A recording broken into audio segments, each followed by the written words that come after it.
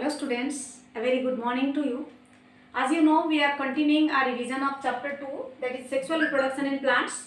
In my last class, I have told you about the techniques that is adopted by the plants to prevent self-pollination. Today, we will study about artificial hybridization. Means this is the technique which is used by us to prevent the plant species or to prevent the flower from self-pollination or from self-fertilization. So this is the important step in crop breeding program. Nowadays, farmers are want to create variable seeds having desirable characters. So for that, they need cross fertilization or cross pollination, due to which some bisexual plants, as we know that majority of plant species bear bisexual flower, and in bisexual flower there is a major chance of self pollination or self fertilization. So to stop this self pollination and self fertilization, artificial hybridization plays an important role. So in artificial hybridization, now I am going to tell you about that how we can able to create the bisexual flower to produce different desirable characters. Having different desirable characters means they are not carrying the genetic characters for many generations, and that can be fulfilled by one is your emasculation and another is bagging. In the previous lecture, I have told you that how naturally plants bear unisexual flower or receptivity of stigma is of different time, maturity time period of stigma and anther means the female part and male part at different times, their position is different. So like this, artificially also these activities are done for producing variety of seeds and crops. So first we understand what is emasculation. Emasculation is the process in which the anther is removed from the bisexual flower. You can see here, suppose this is a bisexual flower, means this is stigma and these are the anthers. In emasculation, the anthers are removed, they are removed. Only stigma is present. So these anthers are removed by the help of a forceps. Forceps is used in the laboratories. You can see the forceps in your dissection box. They are like which is called your chimta, through which we are made chapatis. So by the help of forceps, the anther is removed, and this process is called as emasculation. Means we can emasculate the anther from the bisexual flower. Then what happens? Then only the female part remains in the flower, and the pollen grain is collected from the another species and dusted or pollinated on the stigma, and that allows it towards the embryo sac and fertilization occur, and the product formed or the newly formed seed contain the desirable character, means it will not continue the character of parents, means it shows some different character. Simply you have to understand just emasculation. You can write emasculation is the process of removing anther from a bisexual flower by the help of forceps. Again, what is bagging?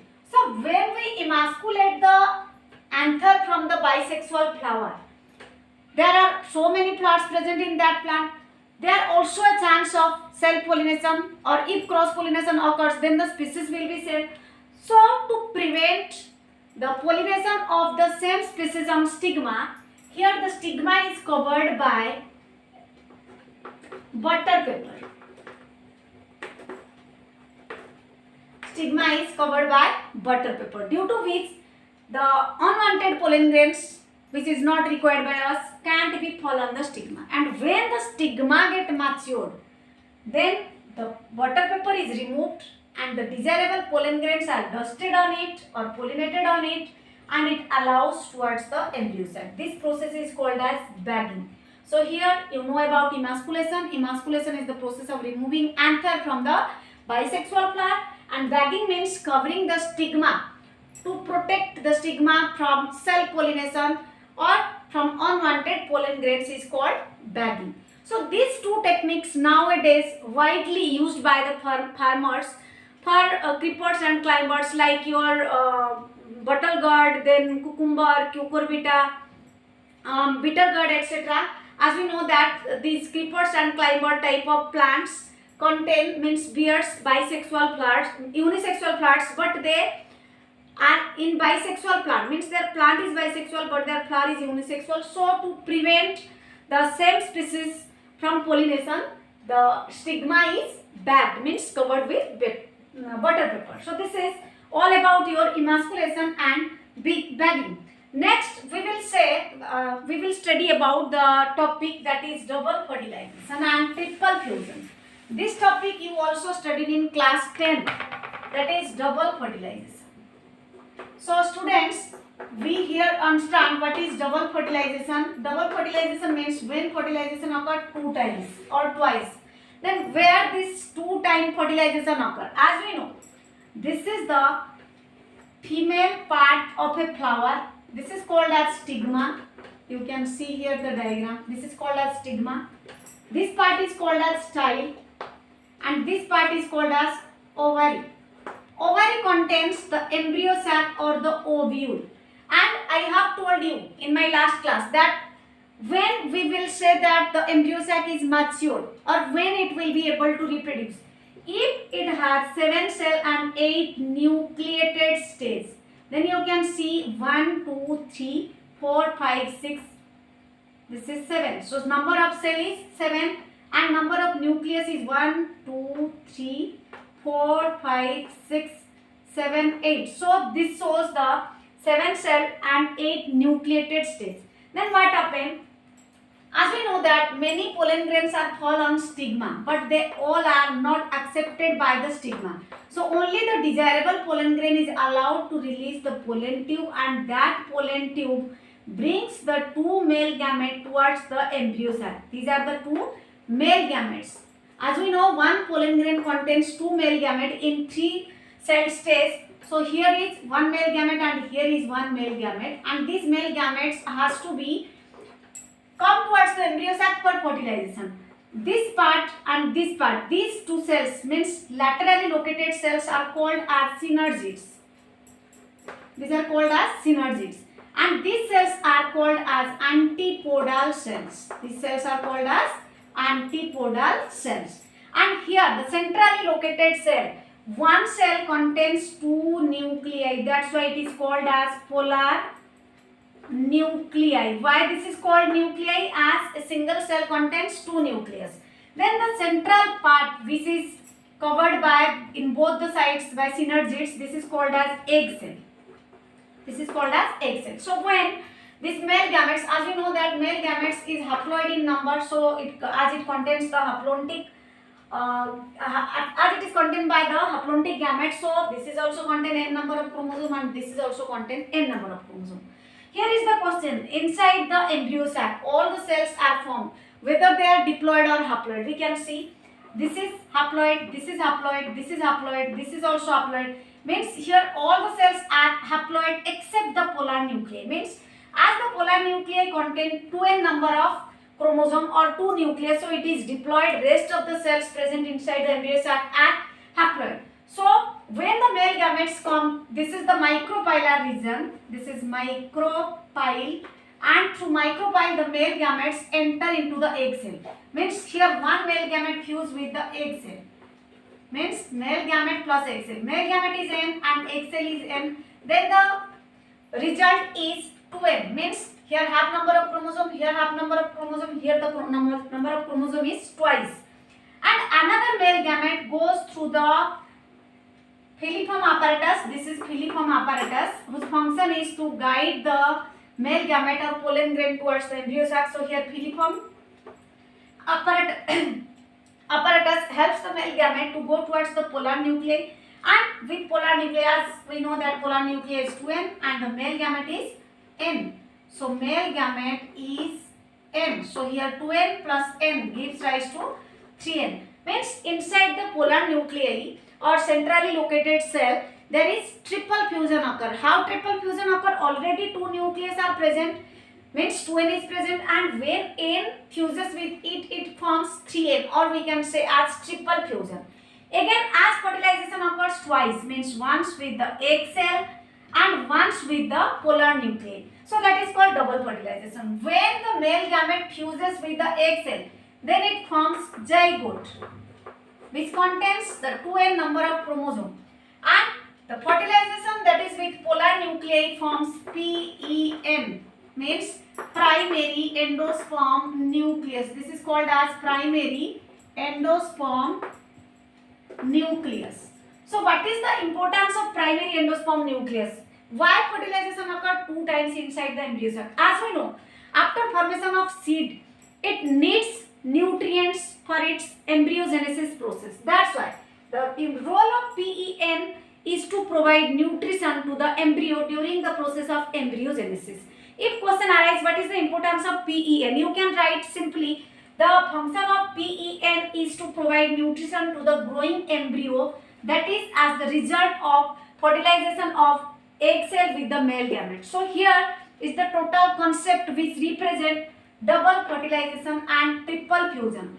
Double fertilization you can define as fertilization occurs or takes place twice inside the embryo sac. As fertilization occurs twice inside the embryo sac. That's why it is called as double fertilization. Triple fusion means as the polar nuclei contain 2n number of chromosome and it fuses with the male gamete that contain n number of chromosome, and the result will be 3n. That's why it is called as triple fusion, means fusion of 3 haploid gametes.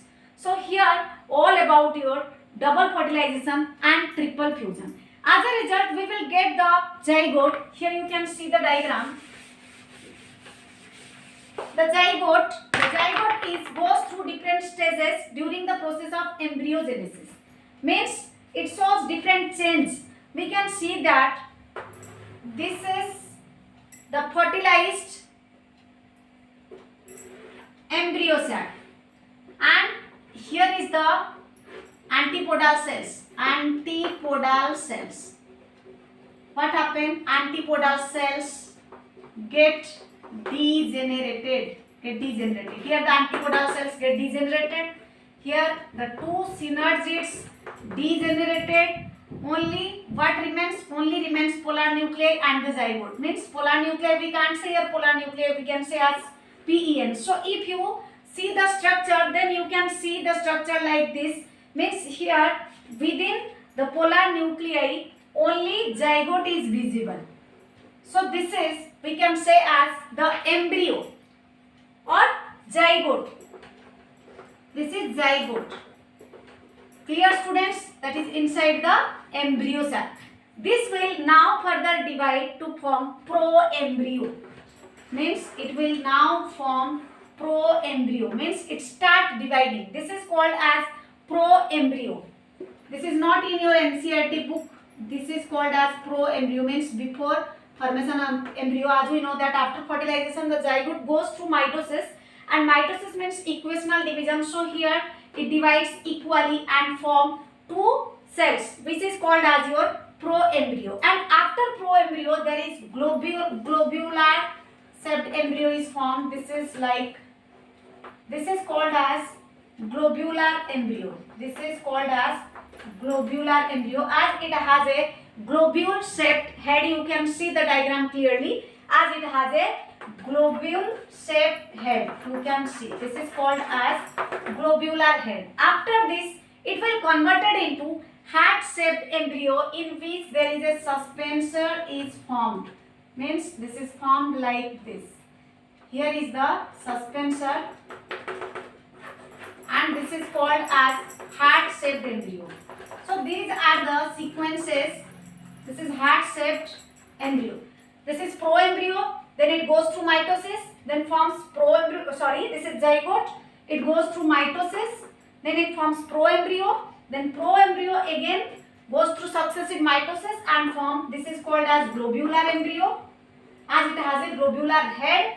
Then it forms hat shaped embryo. You can see the sequence of diagram, and at last it will form a mature embryo, which looks like, the mature embryo is now looks like,